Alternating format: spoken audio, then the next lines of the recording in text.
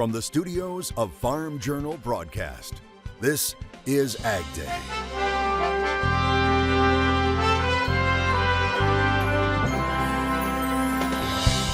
Attracting wildlife back to the farm. One of the major things is it's a little easier on your pocketbook. How adding native plants could make all the difference. The clock is ticking on the president and Congress when it comes to a debt limit agreement. It's very concerning to me because that's a global issue. What farmers need to keep an eye on as the debate continues. Plus, Illinois farmers push planting ahead of schedule. The weather was fit and ground was fit. But could it be in line for record yields? The latest as Plant 23 rolls on right now on AgDay. Good morning, I'm Clinton Griffiths. The finish line is now in sight when it comes to planting this year. That's according to the latest crop progress report from USDA. It now says 81% of the corn crop is in the ground. That's 6% ahead of the 5-year average. Missouri and North Carolina already almost done. As for soybeans, 66% is planted. That's also well ahead of the 5-year average. North Dakota making a giant leap from 2% planted last week to now 20%. But spring wheat planting running well off normal pace, now at 64%, way behind that 5-year average of 73%. USDA's latest supply and demand report called for some pretty big yields this year for both corn and soybeans. And ask Illinois farmers and agronomists, they'll tell you it's off to a solid start. Farm Journal's Tyne Morgan reports they have high hopes for historic yields. Planting 2023 is nearing the finish line in Illinois. The weather was fit and ground was fit, so when that's ready to go, you better be ready to go too and put it in the ground. We finished with our corn about a week ago, and then we switched to beans. USDA says 84% of the corn is planted across Illinois as of last Sunday. That's 21 points ahead of average and 35 points quicker than the same time last year. And 77% of the soybean crop is already planted, 32 points above average and 43 points quicker than last year's pace. We did plant soybeans first, but I mean just a few short days later when the soil temps started rising, we got both planters rolling and had beans and corn going at the same time. Rob DeFau started planting soybeans toward the end of April. Typically, he wouldn't start until after Mother's Day. Everybody's trying to push the envelope a little earlier, and I guess the beans are a little more forgiving than corns. It's a trend Farm Journal agronomist Ken Ferry says is growing in popularity. Early planting of beans is something that's really kind of evolved over the last 5 years or so. We're probably definitely crashing records on the amount of beans that we were able to stick in early. Before the rain the past couple weeks, it was getting dry, with Ferry saying some farmers were holding off to plant until they had rain. But now with the majority of the soybeans seen in early planting this year, Ferry is optimistic about yield potential. That means that we're going to have even our fullest season beans are going to be able to pre-solstice flower for us. So I think the potential for our soybean crop here is really looking good to have this many acres planted early. So what exactly does that mean in terms of yield? Ferry says their data is promising. In our trials, as we look at the early planting, you get more nodes, of course, going before the solstice. But if you can get flowering ahead of that solstice, 7 to 10 bushel is definitely not out of the reach. Now take a look at this map. It shows that right now there are 82 active wildfires burning in Alberta, Canada. The ones marked in red, currently classified as out of control. Now the fires being fueled by hot, dry weather, the smoke continuing to spread into the northern plains and northern Great Lakes. Firefighters hoping cooler temperatures and the chance for showers in the forecast this week will help them put out these fires. Meanwhile, the chances of rain for the southern high plains are continuing to improve. Meteorologist Matt Engelbrecht joins us with an update. Matt.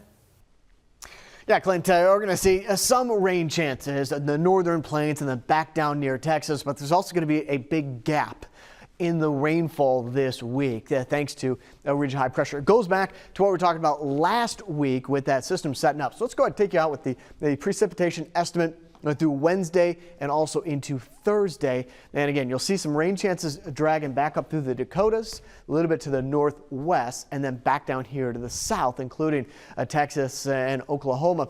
But a big gap or a big kind of pocket of not only dry air, but also high pressure back here into the Midwest, down to the south.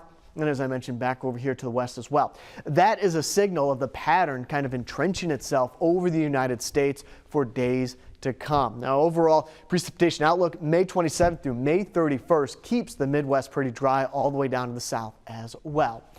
Let's head on up to Canada. Now, check this picture sent in by Greg. Now, he's the one taking the picture. The one out in the field is his little helper. Greg of Paris sending this, and his son Cooper, who is also growing, out to check on it. You know, Greg says one thing in this picture is his livelihood, and the other is his whole world. And he says he lives to watch them both grow. Well said, Greg. We'll talk more about that extended forecast coming up. 3 western states have come up with a plan to significantly reduce their water usage from the Colorado River. Arizona, California, and Nevada announcing a deal that would conserve an additional 3 million acre-feet of water over the next 3 years. At least half of the amount would have to be conserved starting next year. In exchange for using less water, cities, irrigation districts, and Native American tribes in the 3 states would receive federal funding, but it's not known yet how much. Now, the state's forced to make cuts as the Colorado River has experienced several years of drought along with increased demand, although river levels have rebounded somewhat thanks to heavy rains and a deep snowpack this winter. Something continuing to be negotiated right now, efforts to raise the debt ceiling. The potential default date now less than 2 weeks away. According to a White House official, President Biden and House Speaker Kevin McCarthy spoke by phone Sunday, a conversation McCarthy called, quote, productive. Some analysts say a default would likely cause a recession, a jump in unemployment, place federal and military salaries in jeopardy, and cause a stoppage of Social Security benefits. AgDay's Michelle Rook joins us, and Michelle, farmers are keeping a close eye on these negotiations. That's true, Clinton. Farmers are concerned out in the country about a possible shutdown of the government and USDA services on June 1st. Plus, the markets are closely watching these debt limit talks because they could have a short and long-term effect on money flow in and out of the outside and commodity markets and drive recessionary fears. Farmers like Todd Hanton are finishing up planting, but have been keeping a close eye on the debt ceiling debate in D.C. with concern. They hope for resolution, otherwise it could wreak havoc on ag markets, the economy, and their bottom line. It's very concerning to me because that's a global issue. It could impact all kinds of global commodity or global economies. So, you know, that's a really unknown if they really push this hard, and it's just something that keeps you up at night wondering, could it actually happen, and what in the heck would go on if it did. If the government were to default, it could impair some government agencies like FSA and negatively affect farmers' ability to secure guaranteed loans. Plus, it could drive short-term ag lending rates even higher. Default by the government would also be negative for the outside markets, which could further hurt the commodities sector, although cooler heads may be prevailing. I think, generally speaking, the stock market's telling you that they think it's going to get the situation is going to get resolved between the president and the House. And I think that's what everybody's assuming. If it doesn't, it probably will, the disagreement's probably only going to go beyond the deadline by a week or two. So I don't really see it having a big impact on commodities, or at least the commodities that we trade. Except for maybe the potential impact on the dollar. The outside markets, including the equities, crude oil, and the dollar, have already been impacted, though, and that has spilled over into the commodities as the speculative traders have been leery to be long many ag products on economic concerns. I'm Michelle Rook reporting for AgDay. All right, thanks, Michelle. USDA is announcing how it plans to pay out $3.7 billion in money set aside by Congress for disaster aid from last year. The money will come from the Emergency Relief Program and the Emergency Livestock Relief Program. The aid is for ag producers impacted by wildfires, droughts, hurricanes, winter storms, and other eligible disasters that happened in 2022. Additionally, the money targets up to $500 million to livestock producers for losses due to drought or wildfires. Corn and soybean markets bounced to start the week. We'll dig into those numbers coming up next. And later, we're off to the lands of Louisiana, where farmers are learning to use native plants as a way to entice wildlife to the farm in the country. AgDay is brought to you by Lamar's Toy Store, the largest and most diversified farm toy store in the U.S., They have new and old and do restorations and customizations too. You need to see it to believe it. Visit lamarstoystore.com or call us at 712-546-4305.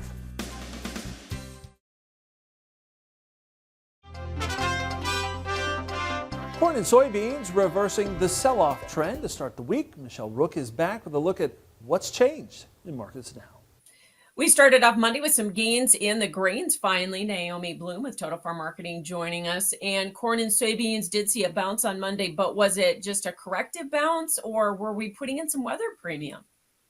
Well, it was actually, I think, a three-part bounce where we hit some lower price objectives on charts. So looking at the corn market, 550 was support for the July contract.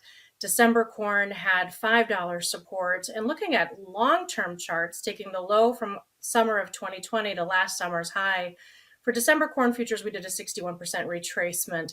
That's significant if you're a technical trader. The market saw that technical objective being met, and that was about as far as it wanted to go for right now, especially as we start to head into summer. So as you mentioned, a little bit of some weather premium coming in with the forecast changing to hotter and drier throughout parts of the Midwest, especially when we start to hear about that over Illinois and Indiana, the market starts to get a little bit more concerned.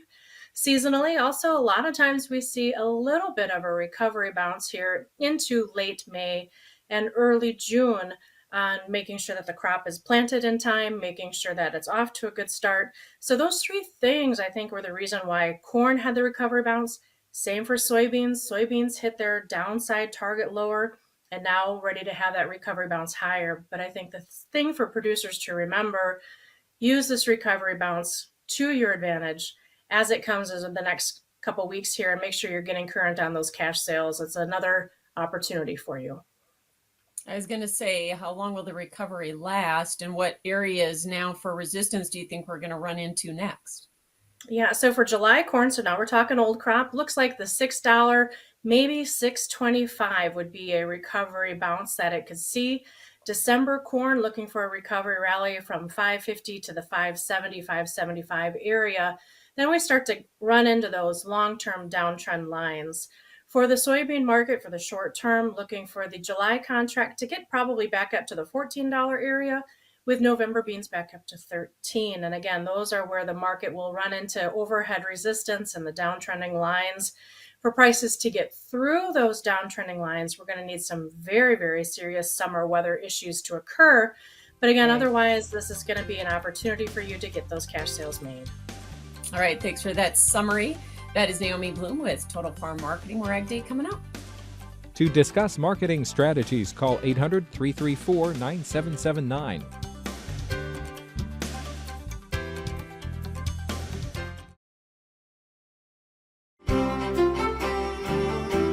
So what you're going to end up seeing the next couple of days, the chance of rain in the forecast, as we saw earlier, back up here towards the Canadian-United States border and then back down through Texas. Of the two, Texas has the greatest potential for some strong, possibly severe thunderstorms coming through, but there's going to be a good gap between those two systems or those two pieces of energy where it is going to be warm and sunny. Now this is Wednesday at 7 o'clock in the morning. Fog showing up where that rain comes down the next morning on Wednesday. Now also a good idea of exactly what we're seeing in terms of the dew point, the humidity rising as well to support the conditions being pretty saturated in specifically Oklahoma, into Texas, and then also back up here towards the north. Not a lot of rainfall in the forecast Wednesday, Thursday, or Friday across the United States. Even the southeast is looking pretty dry. But the difference between the southeast and what's going to happen back here into the central portions of the United States, possibility of a low pressure system once again this weekend could bring some rain into Georgia, Florida, as well as the Carolinas.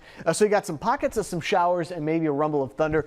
Big systems are all on hold with the chance of slightly normal, above normal than average rainfall into the Four Corners, back out here to the west, but it's kind of half and half. You got the chance of some light, or if not just slightly above normal rainfall, and then below average rainfall or dry conditions. We're going to keep an eye on the Midwest. Again, the drought monitor, that's set to come out on Thursday. I don't foresee it being a big change, but between this Thursday and next Thursday, may start to see drought conditions crop up into portions of the Midwest. Now, this is May 29th through June 4th. Again, it's not a lot, but you can see how that pattern over the Midwest stays with equal or normal chances at some rain.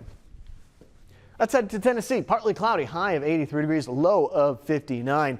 And they also go up into the Dakotas, 81 for a high, low of 55 degrees with mostly sunny skies. A mix of sun and clouds. Vermont, high of 74, low of 53 degrees.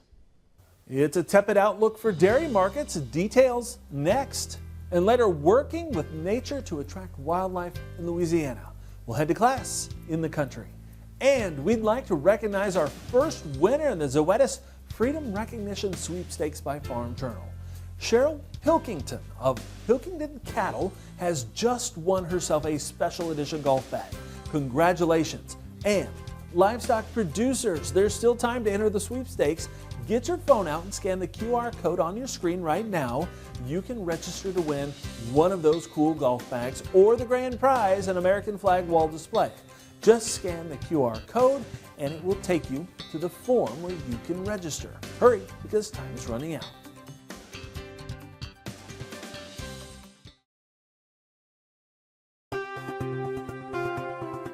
Not the news milk producers want to hear, but one analyst says the outlook for milk prices right now, according to the futures market, is not very good.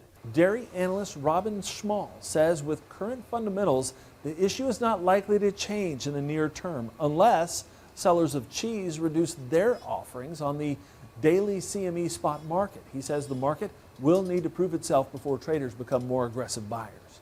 We've seen retail prices increasing. We've seen food service prices increasing. And that's because higher labor. We've got higher interest rates. We've got logistics involved with trucks, availability of trucks and truckers. And that's all adds up to the price cost on the end result. So prices have gone up rather than following dairy prices down. Schmall says demand has not been able to increase because of higher costs for consumers as well right now. A new dairy facility is now open for business in Amarillo, Texas. Cacique Foods celebrating its 50th anniversary with the company's newest location. Its CEO says it's located near multiple dairy farms, and it says the expansion is due to a growing demand for their Hispanic cheeses, cremas, and chorizo. The new 200,000 square foot facility will reportedly bring 200 jobs to the area. Attracting wildlife to a farm is valuable for many landowners, but it doesn't have to be expensive. We'll head to class in Louisiana to learn how to work with nature in the country.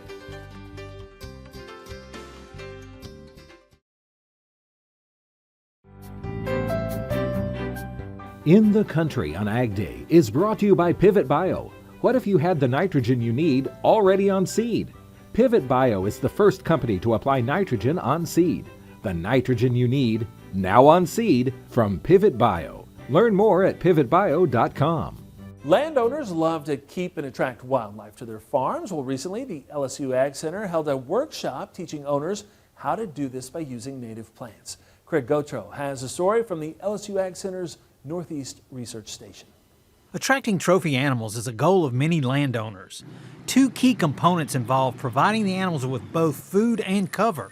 One way to make a property more attractive is to cultivate native plants. One of the major things is it's a little easier on your pocketbook. You don't have to spend quite as much money and fuel and time and fertilizer and seed costs and things like that. We have some of these things already occurring across the property. Stamper said landowners should become familiar with plants and learn what they already have. Learning what's growing in the warm season versus the cool season, learning some of the forage plants that deer like to eat or what's considered good cover. All these things are important, just a knowledge. That's step one that I would tell landowners. Another portion of the program focused on processing wild game to reduce the probability of contaminating a carcass. One of the first things many hunters do is to field dress an animal. Two reasons for field dressing. One, obviously you're getting rid of the viscera, removing some weight, but you're also speeding the cool down time of that animal. Persica recommended inspecting an animal closely while cleaning to determine the health of the animal and making a decision on what to consume. Some people like to eat organ meats, livers. If you see spots, contamination in the liver where you see spots of scoring, that's something you might want to not eat, consume that. It doesn't mean the animal's not safe to consume, but that organ I wouldn't. He also discouraged submerging an animal in an ice bath because the water could spread contaminants. With the LSU Ag Center, this is Craig Gotro reporting. All right, thanks, Craig, and that's all the time we have this morning. We're sure glad you tuned in. From all of us here at AgDay, I'm Clinton Griffiths. Have a good one.